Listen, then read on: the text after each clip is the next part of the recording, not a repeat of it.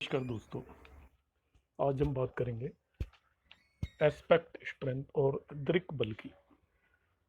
तो दृक् बल किस तरीके से निकाला जाता है इसके बारे में प्रीवियस क्लास में मैंने एक्सप्लेन किया था।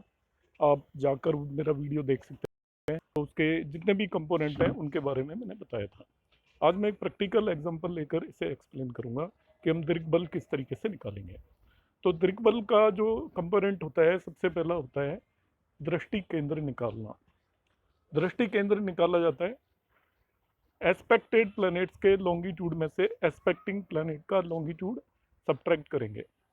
अब जिस भी प्लैनेट का आपको दृक्बल या एस्पेक्ट स्ट्रेंथ निकालनी है वो एस्पेक्टेड प्लैनेट कहलाता है। अब के एग्जाम में आएगा इस प्लैनेट का एस्पेक्ट स्ट्रेंथ निकालिए, तो जिस भी प्लैनेट का निकालना है वो एस्पेक्टेड प्लैनेट होगा। जैसे देखिए सामने मैंने चार्ट रखा हुआ है, इसमें यदि मैं मार्स का निकालना चाहता हूँ तो मार्स आपका एस्पेक्टेड प्लैनेट होगा। बाकी सभी 6 रिमेनिंग 6 प्लैनेट एस्पेक्टिंग प्लैनेट होंगे।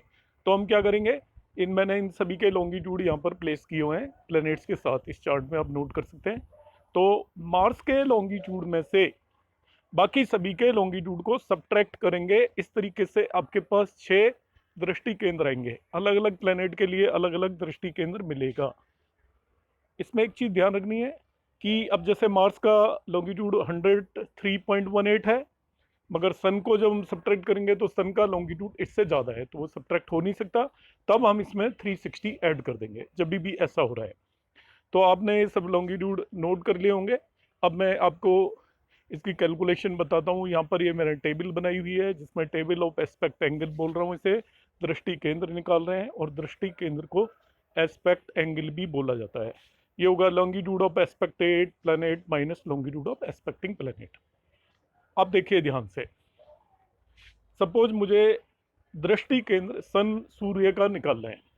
तो देखिए ये एस्पेक्टेड प्लैनेट है। दृष्टि केंद्र सन का निकालने के लिए सन को जितने भी प्लैनेट्स देख रहे हैं, सन खुद तो देखेगा नहीं, बाकी सभी देखेंगे। सन को मून देखेगा। ये मैंने सभी के लॉन्गिट्यूड यहाँ पर इस वर्टिकल टेबल में भी लगा दिए और सभी के लॉन्गिट्यूड इस हॉरिजेंटल टेबल में भी लगा दिए हैं। तो जहाँ वर्टिकल टेबल में आप लॉन्गिट्यूड लगाओगे तो उसमें पहले से ही 360 भी ऐड करके रख लेना, क्योंकि एस्पेक्टेड प्लैनेट का लॉन्गिट्यूड एस्पेक्टिंग से ज़्यादा होना चाहिए। जब भी एस्पेक्टेड प्लैनेट का लॉन्गिट्यूड एस्पेक्टिंग से कम होगा तो 360 ऐड करना पड़ेगा। तो देखिए इन सभी प्लैनेट्स के लॉन्गिट्यूड में ऑलरेडी इसमें मैंने 360 ऐड किया हुआ है। यहाँ पे उसका 103.18 भी ले रखा है और उसमें 360 भी ऐड करके ले रखा है, जिसे हमें सब्ट्रैक्ट करने में आसानी रहे। तो एस्पेक्टेड प्लैनेट के लॉन्गिट्यूड में ऑलरेडी उसका ओरिजिनल लॉन्गिट्यूड को भी रखना और उसमें 360 ऐड भी कर लेना, क्योंकि आपको ज़रूरत पड़ेगी। अब सपोज मैं मार्स का ही एग्जांपल लेके चलता हूँ। मार्स का लॉन्गिट्यूड 103.18 है। अब मुझे निकालना है दृष्टि केंद्र सन जब उसे देख रहा है। Sun is aspecting, Mars is aspected. तो देखिए इसका 103.18 है मगर सन का 146.37 है। तो मैं 103.18 की जगह 463.18 ले लूँगा और दोनों का डिफरेंस मैंने निकाल लिया है, 316.81 आ गया। अब देखिए मून का 309.50 है जबकि मार्स का केवल 103 था। तो मैं अब यूज़ करूँगा 403.18। तो 403.18 में से 309.50 का सब्ट्रैक्ट किया और मेरे पास 153.68 आ गया। मार्स अपने आप को तो एस्पेक्ट करेगा नहीं। अब मरकरी के केस में भी हम देख लेंगे तो 463 को यूज़ करेंगे, उसमें से मरकरी का ये आपका लॉन्गिट्यूड को सब्ट्रैक्ट कर दिया। इसी तरीके से हम सभी प्लैनेट्स के केस में हर एक जिस भी प्लैनेट का आपके एग्जाम में आ जाता है कि आप सन का दृष्टि बल निकालिए सूर्य का, तो सन का दृष्टि बल निकालने का मतलब सन आपका अब एस्पेक्टेड प्लैनेट होगा और बाकी सभी एस्पेक्टिंग हो जाएंगे इसके अलावा। तो सन एस्पेक्टेड प्लैनेट होगा, सन का लॉन्गिट्यूड यहाँ पे लिखा हुआ है मैंने, इसमें से मैं बाकी सबके सब्ट्रैक्ट करूंगा। तो 360 ऑलरेडी ऐड कर लिया है। जो भी एस्पेक्टेड प्लैनेट हो जिसका भी आपको दृष्टि बल निकालना हो उसके अंदर आप 360 भी ऐड कर लेंगे, जिससे कि सब्ट्रैक्ट करने में आसानी रहे। तो अब इसमें से मैं 1 बाई 1 सबसे पहले मून का सब्ट्रैक्ट किया मैंने, फिर मार्स का किया और इन दिस वे मैं सभी का दृष्टि केंद्र निकाल लूंगा। तो पहला काम हो गया दृष्टि केंद्र निकालना। दूसरा काम है अब ये जो जितने भी दृष्टि केंद्र निकाले हैं इनका दृष्टि बल कैलकुलेट करेंगे। तो दृष्टि बल कैलकुलेट करने के लिए एक मेथड मैंने आपको एक्सप्लेन किया था प्रीवियस क्लास में, जिसमें आपको कोई फॉर्मूला लर्न करने की ज़रूरत नहीं है, और दूसरा मेथड फॉर्मूला लर्न करके है। तो यहाँ पर अभी मैं फॉर्मूला जो है उसके हिसाब से बताऊंगा। यदि आप डायरेक्ट करने वाले मेथड से करना चाहें तो मेरा प्रीवियस वीडियो आप देख सकते हैं, और उससे आप करेंगे तो ये आराम से हो जाएगा।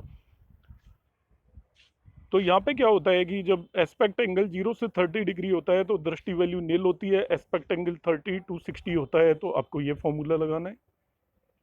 एस्पेक्ट एंगल 60 to 90 है तो ये फॉर्मूला लगाना है, डी के माइनस 60 प्लस 15। 90 से 120 है जो अभी आपने निकाला था, तब ये फॉर्मूला लगाना है।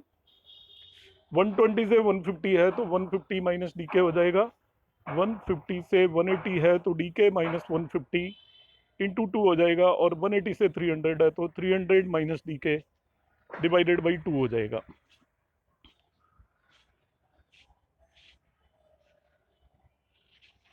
तो यहाँ पर हम देखिए कैलकुलेट कर रहेंगे। सबसे पहले दृष्टि वैल्यू, सभी प्लेनेट की दृष्टि वैल्यू कैलकुलेट करनी है, और दृष्टि वैल्यू निकालने के लिए आपको जो मैंने फॉर्मूला बताया वो हमें लगाना ही है दृष्टि वैल्यू निकालने के लिए, कि किस एंगल पर वो बसता है। अब दृष्टि वैल्यू में हम करेंगे कि जो शुभ प्लेनेट है, बेनिफिक है, उनकी दृष्टि वैल्यू को अलग से निकालेंगे, उसको हम बोलेंगे शुभ दृष्टि बल। और जो अशुभ प्लेनेट हैं उनको हम अलग से कैलकुलेट कर लेंगे, और वो अशुभ दृष्टि बल हो जाएगा। इस तरीके से इनको हम 2 कैटेगरीज में डिवाइड कर लेंगे, शुभ दृष्टि बल और अशुभ दृष्टि बल। ये एक्चुअली हम कैलकुलेट कर रहे हैं दृष्टि पिंड। तो दृष्टि पिंड निकालने के लिए सबसे पहले हम क्या करेंगे, इसमें जो भी आपकी ये वैल्यू आई थी, मैं एक एग्जांपल ले लेता हूँ। सपोज हम सन का दृष्टि बल निकालना चाहते हैं, तो 196.87 दृष्टि केंद्र आया था इसका।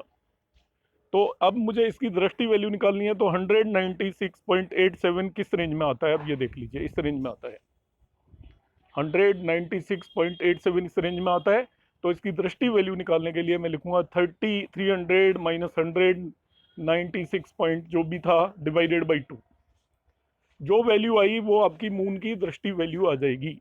तो 300 में से मैं 196.87 को सब्ट्रैक्ट करूंगा तो अराउंड 103 आएगा।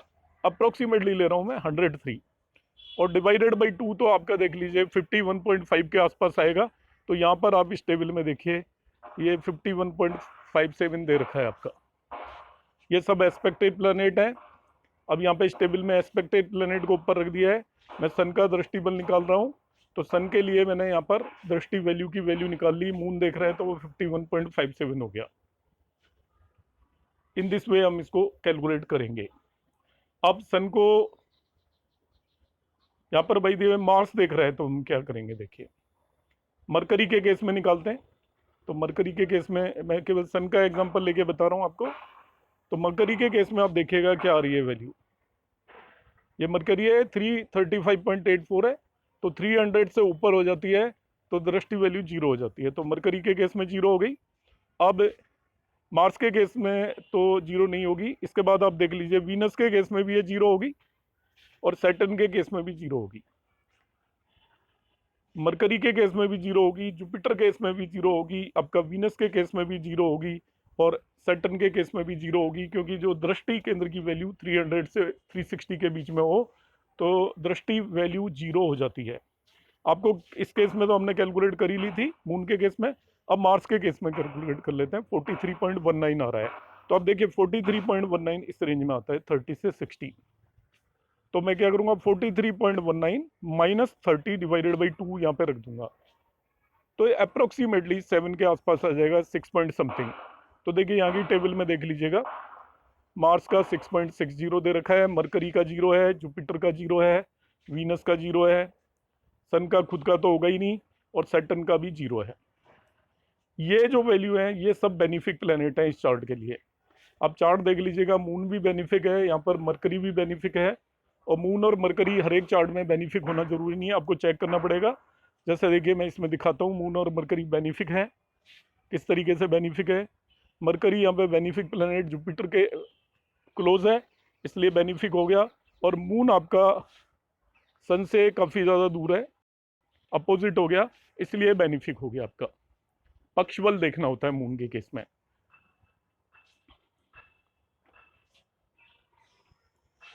तो अब क्या किया, सन का ये हमने कैलकुलेट कर लिया, ये तो था इसका पॉजिटिव जिसको हम बोलते हैं शुभ दृष्टि, और ये इसकी वैल्यू थी नेगेटिव जिसको बोलते हैं अशुभ दृष्टि। अब ये 51.57 को पॉजिटिव लेंगे, इसको नेगेटिव लेंगे और दोनों को ऐड कर देंगे ओवरऑल। तो ये प्लस में आया 51.57, माइनस में आया 6.60, तो ओवरऑल जो इसका दृष्टिपिंड आ गया प्लस 44.97 आ गया, प्लस 44.97। इसको 4 से डिवाइड करने पर दृष्टि बल मिल जाएगा। 44.97 को 4 से डिवाइड कर दीजिए, 11.24 विल बी द दृष्टि बल। अब मैं और एक एग्जांपल एक्सप्लेन करता हूं कि सपोज आपसे वो कह देता है भाई हमें मार्स का दृष्टि बल आप निकाल दीजिए, मार्स का। तो मार्स का मैंने दृष्टि केंद्र अभी आपके सामने यहाँ पे निकाला था, ये मार्स के दृष्टि केंद्र की वैल्यू ये आ गई। सन के केस में इतनी है, मून के केस में इतनी है, और एंड सो ऑन। अब सबसे पहले मुझे दृष्टि वैल्यू कैलकुलेट करनी है। तो दृष्टि वैल्यू निकालने के लिए ये सबसे पहले मार्स को जब सन एस्पेक्ट कर रहा है तो ये 300 से ऊपर चलेगी, ये जीरो होगी, केवल यही जीरो होगी इस केस में, बाकी कोई भी जीरो नहीं होगी। अब मार्स को मून जब एस्पेक्ट कर रहा है तो इसकी वैल्यू आ गई आपकी दृष्टि केंद्र की 153.68, 153.68। तो 153.68 के करस्पॉन्डिंग में निकालूंगा तो 153.68 इस रेंज में लाई करेगा। फॉर्मूला लगेगा मेरा 153.68 माइनस 150 डिवाइडेड बाई 2, तो 1 पॉइंट समथिंग वैल्यू आएगी, उसे हम रख देंगे। इसके बाद देखिएगा मरकरी जब एक्सपेक्ट कर रहा है तो यह है 292.65, तो यहाँ पे हम दृष्टि वैल्यू निकालेंगे 292.65 इस रेंज में आएगा, तो ये 300 माइनस 292.65, तो समथिंग 7 पॉइंट समथिंग आ गया डिवाइडेड बाई 2, तो ये 3 पॉइंट समथिंग आएगा, आप इसे कैलकुलेट कर लीजिएगा। इसके बाद आपका मार्स को एस्पेक्ट कर रहा है जुपिटर, अगेन इट इज 292.73, तो उसी रेंज में आ रही है। फिर एस्पेक्ट कर रहा है आपका वीनस, ये आ रही है 276.91, तो यहाँ पे हम देख लेते हैं 276.91 भी इसी रेंज में आएगा, so it is 300 minus 276.91 divided by 2 will be the दृष्टि वैल्यू। सिमिलरली आपका सैटर्न एस्पेक्ट कर रहा है तो ये हो गया 296.75, तो इसी में हम 296.75 रख देंगे डीके की जगह, 300 माइनस 296.75 डिवाइडेड बाई 2, ये दृष्टि वैल्यू आ गई। अब इन दृष्टि वैल्यूज को आपने इस टेबल के अंदर प्लेस कर देना है, दृष्टि वैल्यूज को टेबल के अंदर प्लेस कर देना है। तो मार्स के केस में यहाँ पर हम देखेंगे मून की जो हमने दृष्टि वैल्यू निकाली थी वो 7.36 थी, मरकरी की 3.68 थी, जुपिटर की 3.64 थी, वीनस की 11.55 थी, ये तो थी सब बेनिफिक, और सैटर्न की 1.63 थी, ये थी आपकी मेलिफिक जिसे हम पाप दृष्टि बोलते हैं। अभी एक चीज़ और ध्यान रखना है, क्या मार्स पे कोई स्पेशल एस्पेक्ट तो नहीं है, पिछले केस में मैं बताना भूल गया था। तो यहाँ हम चार्ट देख लेते हैं, क्या कोई सैटर्न या जुपिटर तो इसको एस्पेक्ट नहीं कर रहा है, तो यहाँ पर देखते हैं ये सैटर्न है, तो सैटर्न इसको एस्पेक्ट नहीं कर रहा है और जुपिटर भी एस्पेक्ट नहीं कर रहा है। यदि एस्पेक्ट कर रहे होते तो जुपिटर के केस में स्पेशल दृष्टि भी हम ऐड करते हैं, उसका भी मैं एक केस बता दूंगा। तो क्या किया हमने, सब जो है बेनिफिक दृष्टि थी इनको ऐड कर लिया है, प्लस 26.23 है, और ये जो मेलिफिक दृष्टि थी ये माइनस 1.63 है, और मार्स के केस में सैटर्न एस्पेक्ट कर रहा है, अभी देखते हैं, देखो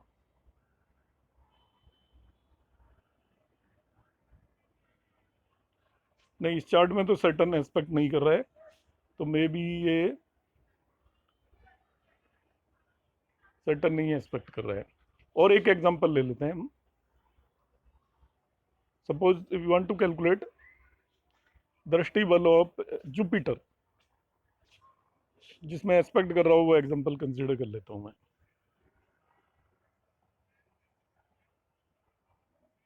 मून का कैलकुलेट कर लेते हैं, दृष्टि बल ऑफ मून। तो मून का कैलकुलेट करने के लिए हम देखते हैं, ये एस्पेक्टेड प्लेनेट मून हो गया। मून को जब सन एस्पेक्ट कर रहा है तो हमने इसका दृष्टि केंद्र निकाल लिया, मार्स के केस में इन सभी केसेस में दृष्टि केंद्र कैलकुलेट कर लिया है। अब मून का हम दृष्टि वैल्यू कैलकुलेट करेंगे, तो 163.13 अभी जैसे मैंने सिखाया था वो इस रेंज में आएगा, 163.13 रख दीजिए डीके की जगह, जो भी कैलकुलेट करना है वो कैलकुलेट हो, सन से आपकी दृष्टि वैल्यू आ जाएगी। फिर आपका मार्स के केस में it will be in this one particular range, यहाँ पे इसको 2606 पॉइंट समथिंग रख दीजिए डिवाइडेड बाई 2। फिर आपको मून को एस्पेक्ट कर रहा है आपका जुपिटर 139.05, तो 139.05 यहाँ पे आएगा। 150 माइनस 139.05 ये दृष्टि वैल्यू आ जाएगी। जुपिटर के बाद वीनस हो गया, तो वीनस के केस में 123.23 है, 123.23 भी इसी रेंज में आएगा। सो इट इज़ 150 माइनस 123.23 ये दृष्टि वैल्यू आ गई। इसके बाद आपका ये आ गया सैटर्न 143.07, और वो भी इसी रेंज में आएगा, तो 150 माइनस 143.07 ये सब हमारे पास हमने कैलकुलेट कर लिया है इनकी।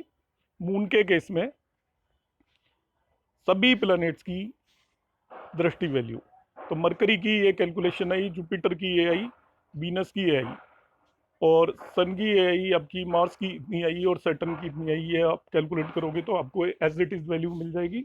आप कॉपी पेन लेके बैठे हुए हैं तो आप अपने कॉपी पे कैलकुलेट करिएगा। यहाँ पे कैलकुलेशन यदि मैं बताऊंगा तो वीडियो बहुत लेंथी हो जाएगा।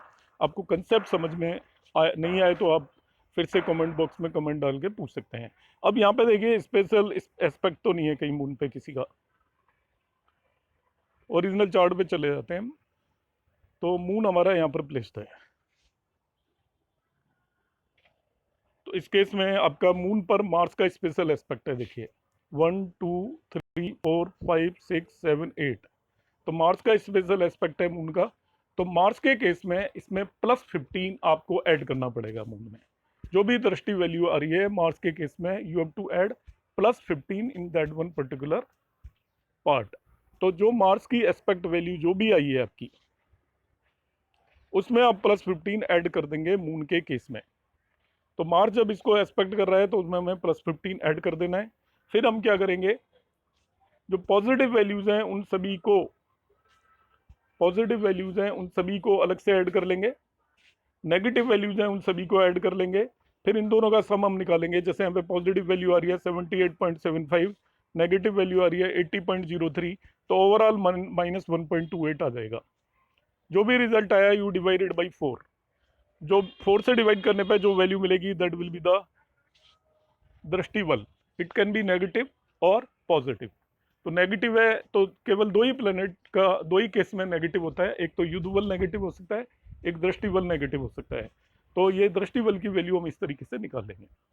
तो again finally I am repeating the same process. यहाँ पे कुछ कैलकुलेशन में मेरे इसमें कोई इश्यूज हैं पीडीएफ में, या तो मैंने चार्ट ये रॉन्ग ले लिया है, तो इसलिए थोड़ा सा यहाँ पर आपको कैलकुलेशन में कुछ लगेगा, मगर आप इसे प्रॉपरली कैलकुलेट करिएगा। तो दृष्टि वैल्यू निकालने के लिए फिर से मैं रिपीट कर रहा हूँ ऑल द प्रोसेस। सबसे पहले आपको एक पर्टिकुलर प्लेनेट की दृष्टि वैल्यू कैलकुलेट करनी है, तो उसका हम दृष्टि केंद्र निकालेंगे। अब यहाँ पे मैं लास्ट में एक एग्जांपल ले लेता हूँ सैटर्न का। सैटर्न का दृष्टि बल निकालने के लिए सैटर्न का दृष्टि केंद्र निकालेंगे। तो सैटर्न के सभी 6 प्लैनेट से दृष्टि केंद्र मिलेगा। सैटर्न को जब आपका सन एस्पेक्ट कर रहा है, ये होगा आपका expected planet minus expecting planet. Expected planet में 360 डिग्री ऐड करके पहले से ही रख लीजिए। एस्पेक्टिंग प्लैनेट के लॉन्गिट्यूड को उसमें से सब्ट्रैक्ट करते जाइए, सभी को कर दीजिए ऑल 6। ये दृष्टि केंद्र आ गए। अब ये दृष्टि केंद्र किस रेंज में पड़ते हैं उसके हिसाब से दृष्टि वैल्यू निकालनी पड़ेगी। जैसे यहाँ पे 20 आया तो 0 आएगी, यहाँ पे 355 आया तो 0 होगी, ये 355 है तो 0 होगी, ये 340 है तो 0 होगी। 0 क्यों होगी? क्योंकि 0 से 30 डिग्री जब दृष्टि केंद्र होता है तो आपका एस्पेक्ट वैल्यू 0 होती है। ऐसे ही जब ये 300 से 360 होता है तभी भी 0 होगी। तो यहाँ पे आपको केवल 2 केसेस में दृष्टि वैल्यू निकालनी पड़ेगी, बाकी सब 0 है। एक तो 216.93 और 63.25। तो 216.93 के केस में निकालनी है तो ये फॉर्मूला ले लीजिए, बिकॉज इस रेंज में आ रहा है वो। तो 300 माइनस 216.93 डिवाइडेड बाई 2 आपकी दृष्टि वैल्यू आ जाएगी। दूसरा 63.25 के केस में निकालना है तो वो इस रेंज में आ रहा है, तो इसमें आप 63.25 डीके की जगह रख देंगे और कैलकुलेट करने पे जो भी आएगा वो दृष्टि वैल्यू आ जाएगी। अब यहाँ पर हमने दृष्टि वैल्यू की वैल्यू प्लेस कर दी है सैटर्न के केस में। तो सैटर्न ये यहाँ पे बनाया हुआ है, तो मून एस्पेक्ट कर रहा है तब तो उसकी दृष्टि वैल्यू आई 41.54, और मार्स के केस में 18.25, बाकी सभी केसेस में 0 है। अब हम चार्ट के अंदर दूसरी चीज़ देखेंगे, क्या सैटर्न को कोई स्पेशल एस्पेक्ट तो नहीं है। यदि स्पेशल एस्पेक्ट मार्स कर रहा होगा तो मार्स के केस में वो 15 ऐड हो जाएगी, यदि जुपिटर कर रहा होगा तो जुपिटर के केस में वो 30 ऐड हो जाएगी। मगर यहाँ पर जब हम चार्ट को देखते हैं तो सैटर्न को कोई भी एस्पेक्ट नहीं कर रहा है इस केस में, नहीं तो सैटर्न को आपका मार्स एस्पेक्ट कर रहा है, नहीं आपका जुपिटर एस्पेक्ट कर रहा है, इसलिए कोई भी स्पेशल दृष्टि वैल्यू ऐड करने की जरूरत नहीं है। यदि एस्पेक्ट कर रहा होता तो हम ऐड करते हैं। अब क्या करना है आपको, जो बेनिफिक प्लेनेट है इस चार्ट के लिए, शुभ जो ग्रह हैं इस चार्ट के लिए, वो आपके मून, मरकरी, जुपिटर और वीनस है। तो जो बेनिफिक प्लेनेट इस चार्ट के लिए हैं उनकी दृष्टि वैल्यू को हम पॉजिटिव लेंगे, और जो मेलिफिक प्लेनेट हैं सन, मार्स और सैटर्न ऑलवेज ही मेलिफिक होते हैं, उनकी दृष्टि वैल्यू को नेगेटिव लेंगे। तो देखिए ये प्लस हो गया और ये माइनस हो गया, इन दोनों का ओवरऑल हम सम निकाल लेंगे तो वो आपका प्लस 23.29 आया। दिस इज कॉल्ड ओवरऑल दृष्टिपिंड। इस दृष्टिपिंड को 4 से डिवाइड करने पर आपको दृष्टिबल मिलेगा। आई होप अब ये कंसेप्ट आपको क्लियर हो गया होगा। उसमें प्रीवियसली एक आध केस में कुछ मैंने जो चार्ट बनाया उसमें शायद कुछ मिस्टेक है, इसलिए वहाँ पर जो स्पेशल दृष्टि कहीं दिखाई हुई है मेरी कैलकुलेशंस में, इसमें पीडीएफ में, मगर एक्चुअल में इस चार्ट में वो स्पेशल एस्पेक्ट नज़र नहीं आ रहा है। तो एक आध प्लेनेट की पोजीशन हो सकता है कुछ यहाँ पर मैंने गलत प्लेस कर दी हो। देख सकते हैं, एक मिनट, सैटर्न का लॉन्गिट्यूड इसमें है। चलो आप इसे कर सकते हो, मैंने मेथड आपको एक्सप्लेन कर दिया है। और स्टिल यदि आपको कोई किसी तरीके का डाउट हो तो you can ask me again. आप कमेंट बॉक्स में कमेंट करिएगा, यदि कहीं पे भी किसी भी तरीके का आपको डाउट बचता है तो I will explain it again. Thank you for watching.